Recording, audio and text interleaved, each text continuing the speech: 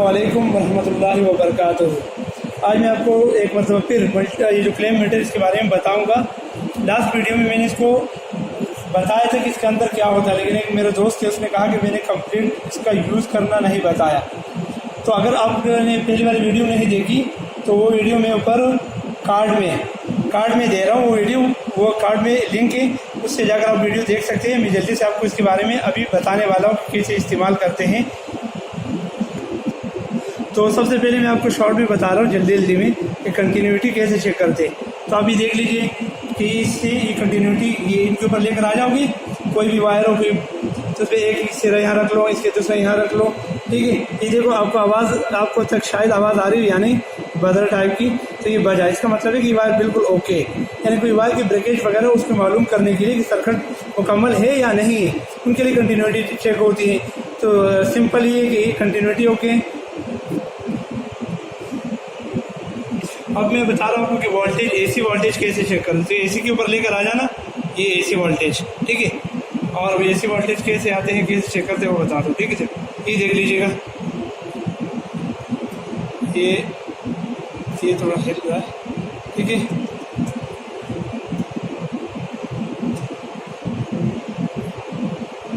ये 229 तक आ 230 देख लीजिए आ रहा है, आगे आपके पास। अब डीसी वोल्टेज कैसे चेक करते, कोई बैटरी वगैरह के, तो ये वॉल के ऊपर लगा हुआ है, ये एसी लिखा हुआ है। अब इसको आप इसको प्रेस करोगे एसी डीसी, तो ये देख लीजिएगा ये अब डीसी लिखा हुआ है, ये हमारी लाइट है, ये देख लाइट जल गई। तो आप अगर डीसी इसके ऊपर रख लो और रेड को रेड के ऊपर और रेड को प्लस पे और ब्लैक को माइनस पे रखो बैटरी के, ठीक है। ये देख लीजिएगा ये बैटरी ये 4.5 डीसी दे रहे हैं, वो इसलिए दे रहे कि डिस्चार्ज है मुकम्मल तरीके से सोलर पे लगी हुई, ठीक है। कोई भी बैटरी हो 12 वोल्ट का आपको शो कर देगा आराम से। ये अभी एम्पियर कैसे लेते हैं मैं आपको बता रहा हूँ। तो ये अभी इसको 40 पे ले जाओ, जितने एम्पियर का आपकी रिक्वायरमेंट हो, 600 या 1000 का हो या 40 का। तो मेरे पास ये है एक पंप है, मैं इसका चेक कर रहा हूँ, ठीक है।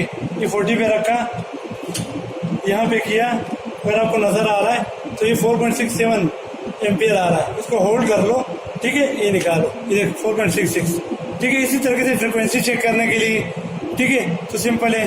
फ्रिक्वेंसी को आप फ्रिक्वेंसी के ऊपर लेके हर्ट्ज के ऊपर लेके जाओ यहाँ से, तो हर्ट्ज के ऊपर लेकर गए, दोबारा आप क्लेम मीटर लगाओ वायर पे केबल पे, ये देख लीजिएगा ये 50, यानी इसको मैं होल्ड कर लूँ, अभी लाइट ऑन करके होल्ड कर लूँ तो ये होल्ड हो गया। ये देख लीजिएगा ये 50, इसके बाद हमारे फ्रिक्वेंसी आई, यहाँ से घुमा कर फिर ऑफ कर दीजिएगा।